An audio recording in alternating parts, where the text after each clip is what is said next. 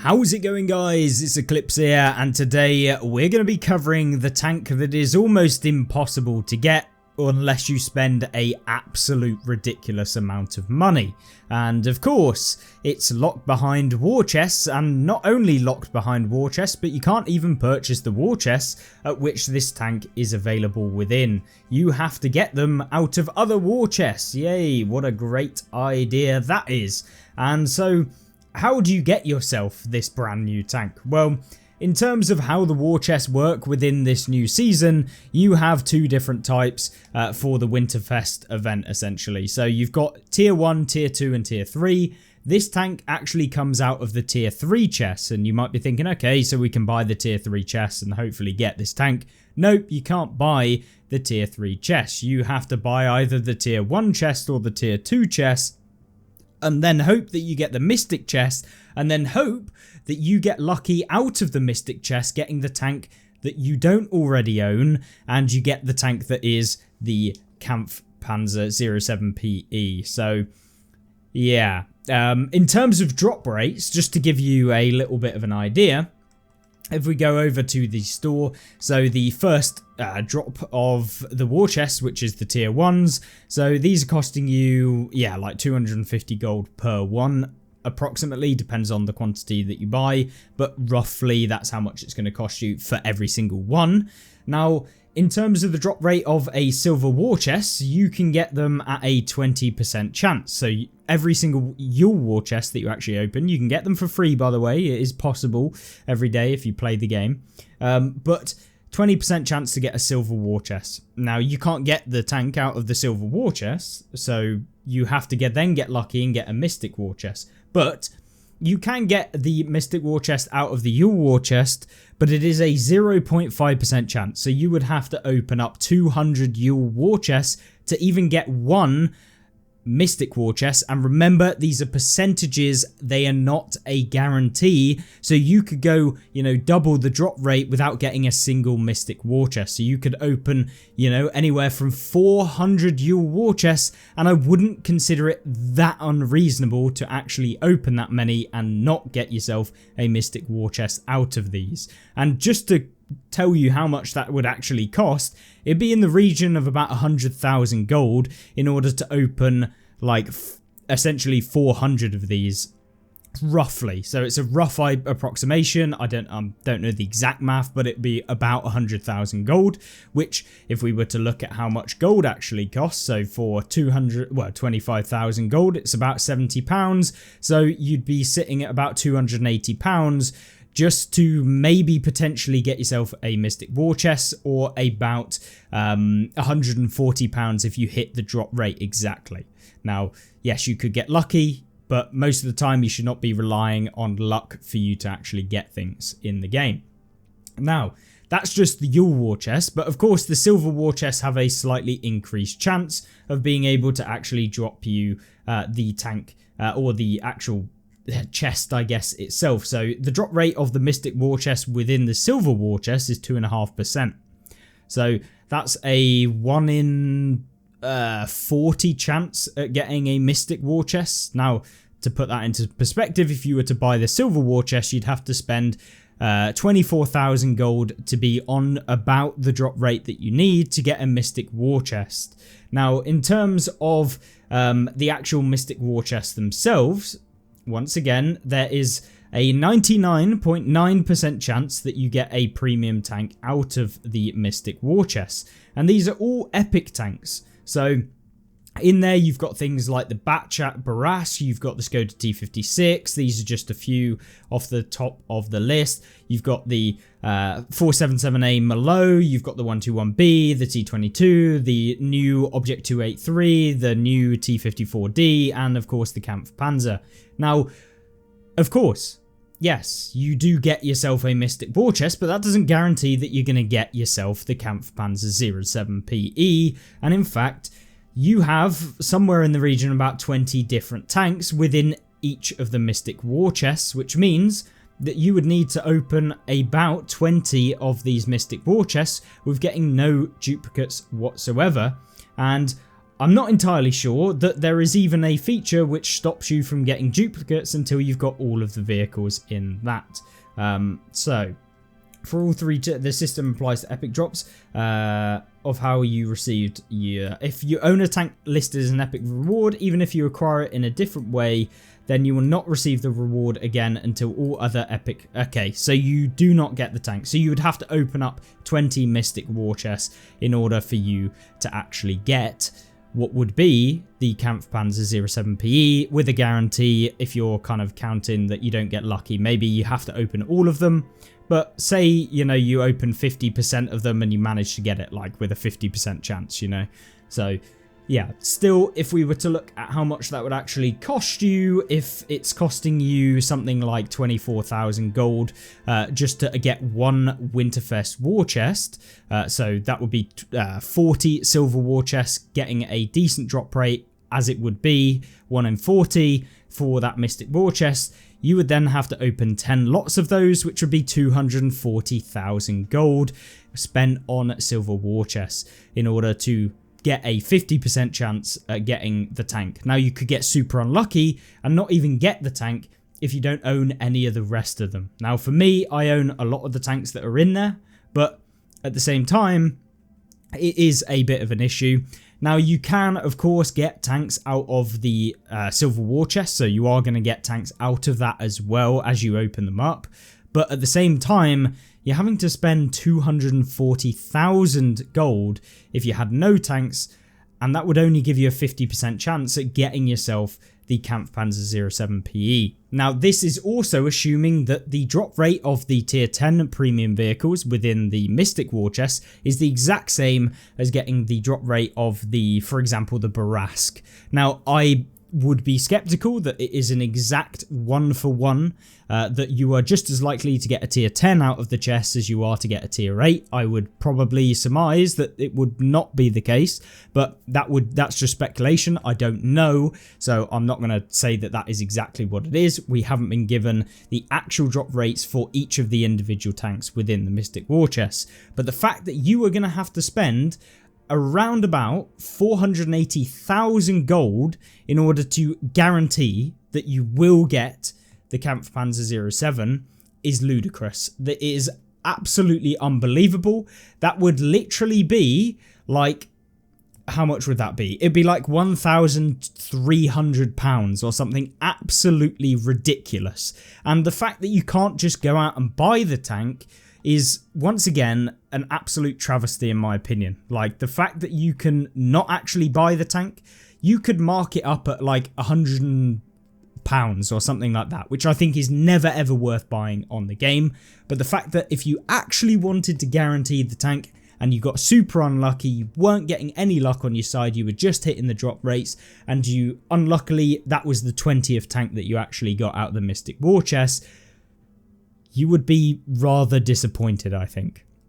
And so you spend £1,300 at the top end, the maximum amount that you could spend. And of course you could get lucky, you could get unlucky. It really is just down to your own luck. But yeah, the fact that to guarantee it, you need to spend 1,300 roughly pounds. Off the top of my head, my maths could be completely wrong, but I'm pretty sure we're in that sort of region. I think that's ludicrous. And so straight off the bat, I'm going to say this tank is utterly never worth actually going for. You should not be buying war chests with the chance at getting the Kampfpanzer 07PE. You should not be buying war chests in order to guarantee any of the Mystic War Chests out of the game.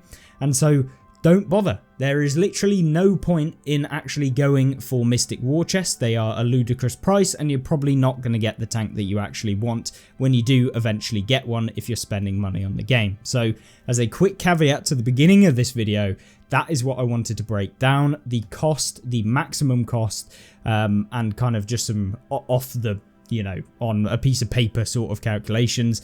Of course, we could delve 100% into it and how much it would actually cost, but it is probably in the region about over £1,000 to actually get yourself this tank, guaranteed. Now, yes, no tank in this game is ever worth getting it, and although you would get all of the other tanks, I agree, you would get all of them, and within the actual Silver War Chest you get other premium vehicles as well out of those. So yes, you would get a lot of tanks, but if it was only this tank you're after, you would have to spend a lot of money. And so with that being said, I hate the fact that they release tanks like this that are only available within war chests. I think that that is ludicrous in its entirety. And so no, I will never be saying that this tank is ever worth actually going and buying unless they actually release it as an individual bundle where you can just go ahead and buy the vehicle flat out. And of course, that is my issue with this whole tank. Now, yes, you can buy some of the other tanks that are available in the war chest for snowballs for free, blah, blah, blah. But yeah, locking tanks behind a huge and insurmountable paywall of people that, you know, are just going to be playing this game. Yeah, I think that's ridiculous, but there you go. Either way, is this tank actually any good? Is it overpowered? Would it even be, is it that overpowered where you could even feasibly even think about spending that amount of money to be able to pick it up? Well, no. And I don't think any tank in the game, even if it was the most broken vehicle you've ever seen in the game, would ever be worth it. But this tank is a solid vehicle. It is a competitive tank. Is it insanely good? Does it have some weak points? Absolutely. If we look at the armor, you can see the lower plate is not covered by the spaced armor, and it's really, really thin, which means most tanks can go straight through it. The actual cupola can be penned on the top of the tank, and we've also got the same issue with the cheeks, where if you kind of angle away from somewhere like this, people can go through those cheeks if they've got like heat pen with like 300 pen, which a lot of the tanks at tier 10 actually do. So yeah, turret wise, it works if you're frontally, but if you're not, you can find yourself getting penned very easily. So it isn't really a tank that is going to be like your super heavy, you know, rolling into a position and just being able to hold it down from multiple different angles. Its turret isn't that good, but it is decent. So, you know, I enjoyed playing this tank. It has 410 alpha, which is a bit different from some of the other ones. Its DPM is 3641.